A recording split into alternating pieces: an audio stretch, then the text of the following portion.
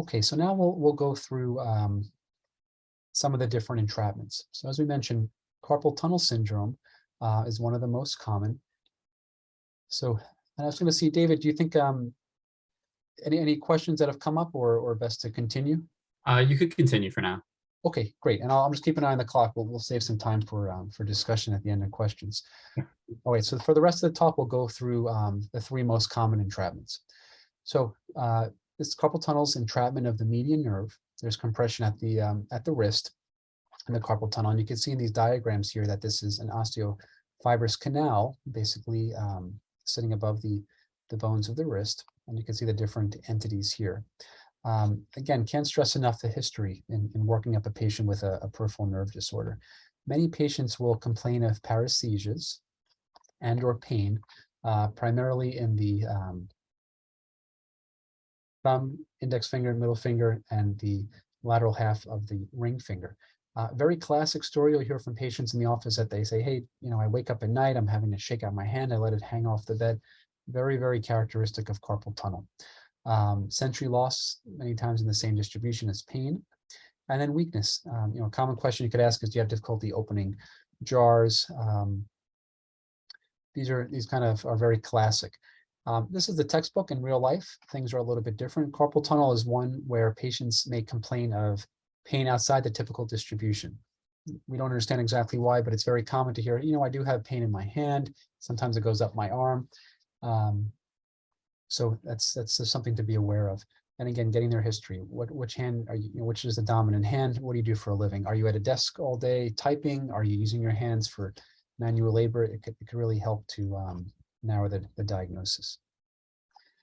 So physical exam is the next part of this. In terms of sensation, we discussed that these 3.5 digits are usually affected. Now the palm here, there's a separate branch called the palmar cutaneous branch that arises proximal to the flexor retinaculum. Therefore, in most carpal tunnel cases, there's palmar sparing, meaning that sensation is preserved on the palm. So that could be helpful if you're trying to differentiate carpal tunnel syndrome from a more proximal entrapment along the median nerve. Just as an aside, this diagram comes from a book, Aids to the Examination of the Peripheral Nervous System. This is really a fabulous book that I got early in residency, and I still keep in my bag and bring to clinic every day. I see adult patients with peripheral nerve disorders. So it's got great pictures. It goes through different exams, something that I would consider getting a hold of in residency. So physical exam, there's a good mnemonic here, LOAF. This refers to 4 different muscles that are tested in the hand. So the first are the lumbricals, and these are tested by having the patient hold their finger out and trying to extend it against resistance. Opponents, bringing the thumb and pinky together. Abductor pollicis brevis, basically having the palm up towards the ceiling, trying to bring the thumb up, and then flexing the thumb as well, flexor pollicis brevis. So when you're examining patients, you could think about this mnemonic LOAF. Okay, and this is a again, really nice kind of line diagram of the path of the median nerve. So the median nerve is a terminal branch coming off the brachial plexus. It gives off some branches near the elbow for pronation and flexion. There's a separate branch, the anterior interosseous nerve, that serves some of the other flexors, pronator. And then the rest of the nerve is not named, it's the median nerve, serves the LOAF muscles in the hand. And you can see these, the innervation is distal to the flexor retinaculum, which is shown here. This is a nice demonstration of the palmar sensory branch. And we note again that it's coming off proximal to the site of entrapment at the flexor retinaculum, and therefore is usually preserved in cases of carpal tunnel.